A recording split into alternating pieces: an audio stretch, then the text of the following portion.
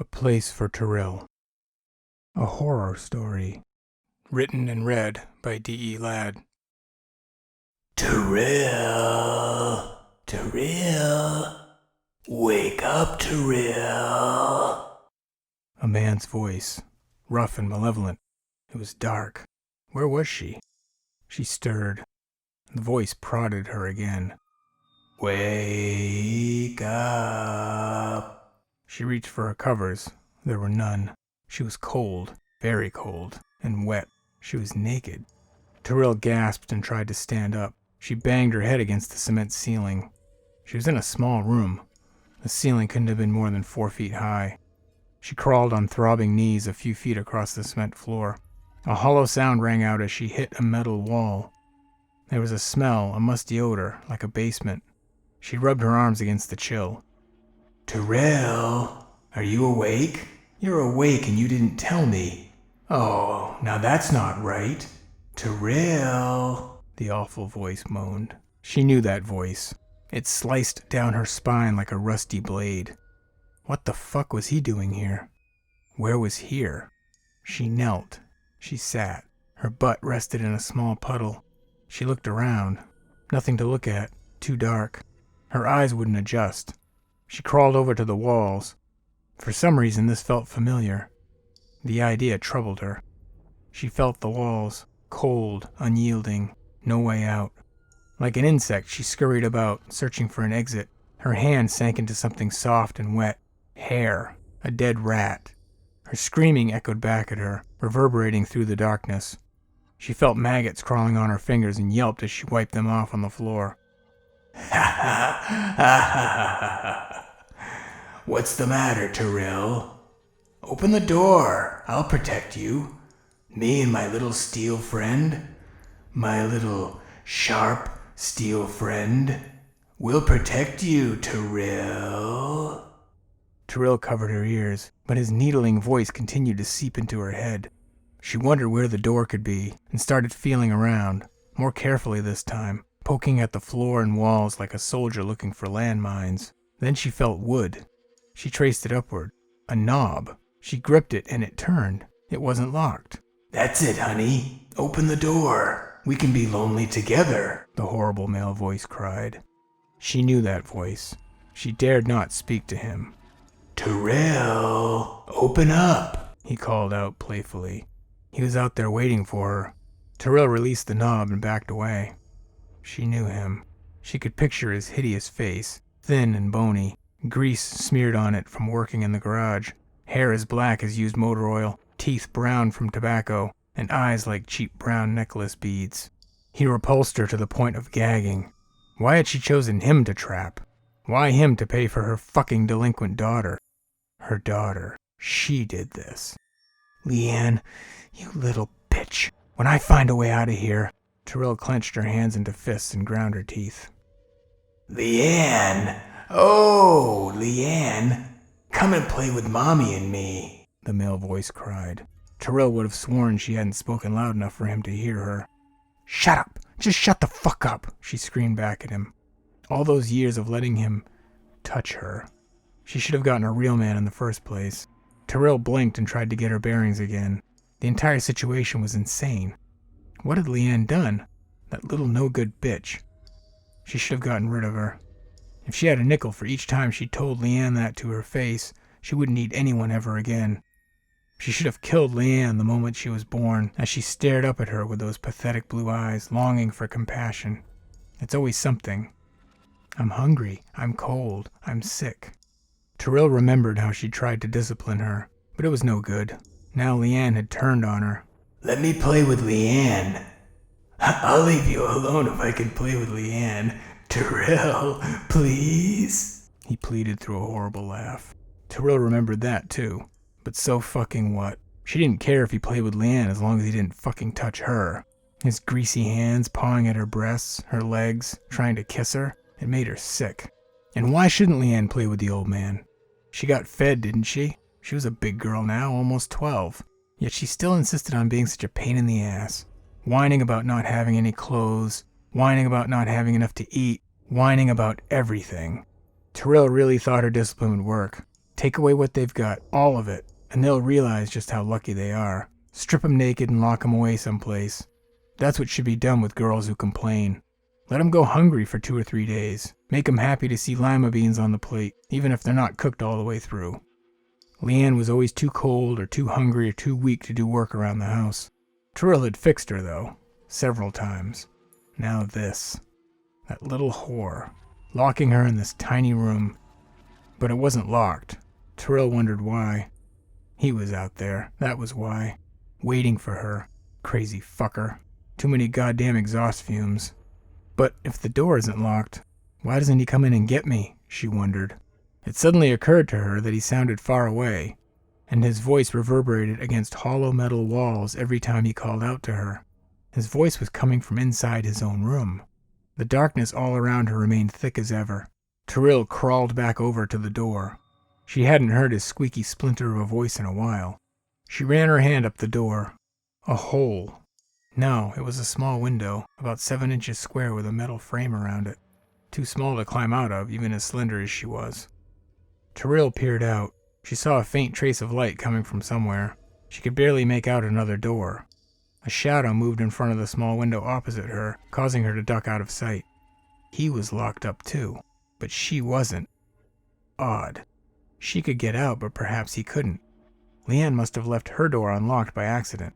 She left my door unlocked. Typical of the stupid cunt, she thought. Turil turned the knob and pushed outward. Her naked, bloody raw knees burned every time she moved.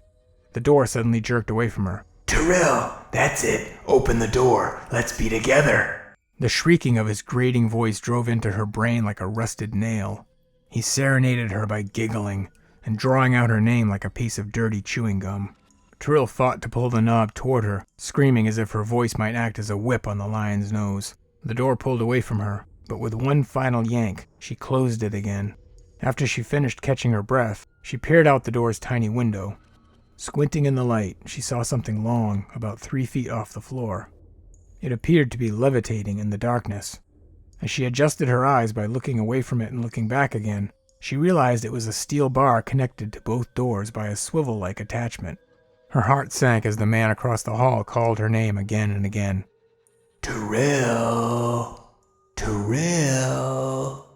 Rage bubbled within her. It was all she could do to remain calm and think straight.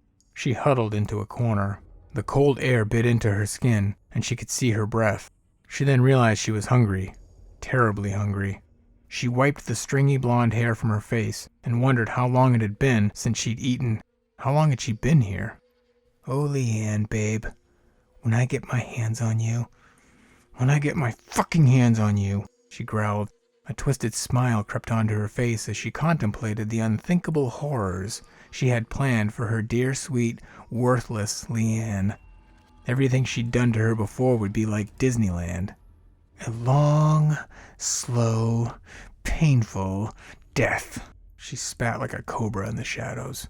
She'd find a way to get past that bastard across from her, even if she had to. Turil glanced down at her nails. Short and ragged, but they had always grown fast. She could wait. She could survive. A few days, that was all. She could make it. Turil, open up. Come on out and play. His voice creaked and cracked like a stairway beneath heavy steps. Turil shook her head. How long had it been now? She had no sense of time, but it felt like a month. No, a year. She'd been down here a year, it seemed, and not for more than a minute had she been spared from the incessant rattle of that sick fucker across from her. She couldn't believe this was happening. She shifted on her bloody, raw knees. Barbs of pain shot through them as she sat on her butt again. Sweat rolled off her face, her entire body. It had grown unbearably hot, and the stench of her own urine, which she'd left in one of the corners, burned her lungs. Leanne, that bitch, she thought. Little bitch, she screamed. Little bitch, let me come in, echoed the voice across from her. He punctuated his twisted excerpt with a volley of sick laughter. It shook the dungeon they shared, prodding at her sanity like a dirty stick. It couldn't be real. It had to be some horrific nightmare. She'd either wake up or break out. Period.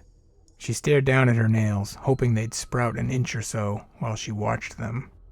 They didn't, but they were getting there.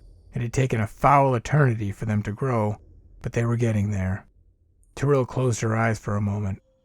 A glimpse of something flickered in her mind. A fragment of a memory. Leanne. She was holding something. Turil opened her eyes with a gasp, as if this clue might assist her in solving the puzzle. What was Leanne holding? Turil was sure she had been lying down. In her bedroom, perhaps? Possibly. But what had Leanne been holding in her hand? It was long and black, like a pipe. It didn't matter. She would get out of here. Then she would put Leanne in a place like this, chained to the wall. And she would come down every day just to play dark games with her. She couldn't wait. Another painfully slow wave of time passed. Turil's bloody knees had turned green with rot. Little worms crawled in the gashes inflicted by crawling across the floor. She had gotten so used to them she didn't even swat them away anymore. His laughter, that insane laughter like a broken toy, kept scurrying up and down the walls, and his voice felt like a cat's claw on her nerves, ripping, tearing. Turil smiled and looked down at her nails as she dragged each one across a smooth part she had found on the cement floor. She nibbled down one or two. She couldn't risk any of them breaking. On she went, honing them on the huge whetstone. His maddening voice quieted to a distant volley of thunder. Turil was weak, but she felt strong enough to get out. She would succeed. She would beat him. He was crazy. She could hear that. He might sound intimidating, but she was more of a threat than he realized. Turil held up her right hand and clicked her nails together. Claws. A malevolent smile spread across her face. She was overcome by the strange sensation that she might even enjoy what she was planning. He called out to her, dragging out her name as he had countless times before, tormenting her. She longed to relieve him of the ability to make those sounds.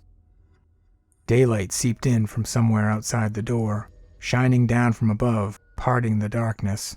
Turil took it as a sign. If she could see him, she could kill him.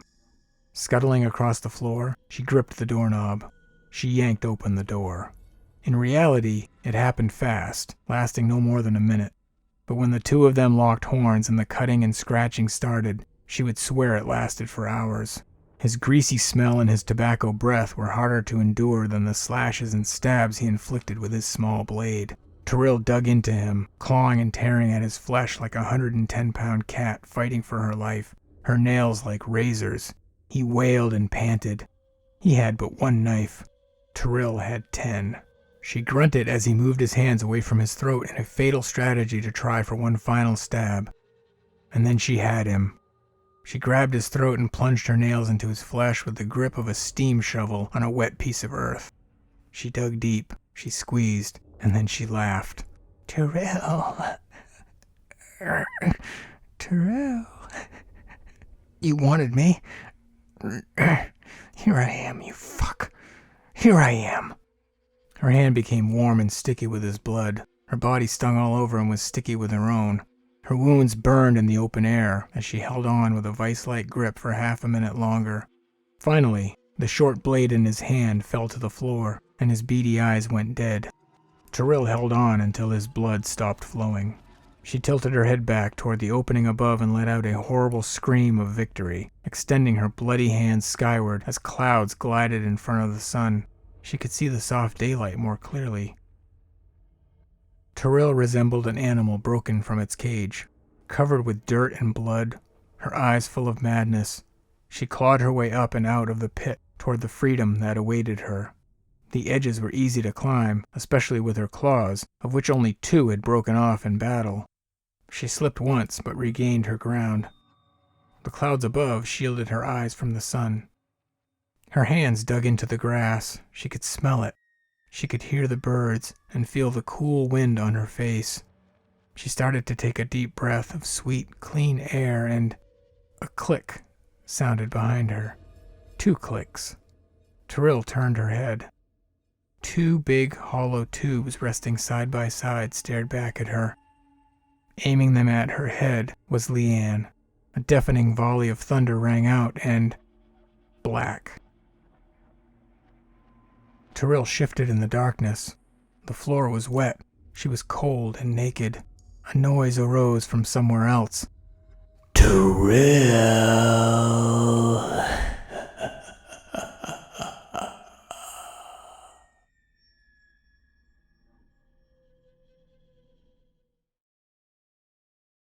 I hope you enjoyed this tale. If you'd like to hear more, please join my mailing list by visiting delad.com or send an email to info@delad.com. Get access to free content like this audiobook, short stories and previews of upcoming content, and automatic entries into monthly giveaways. Sign up now so you don't miss anything, and I will see you next time.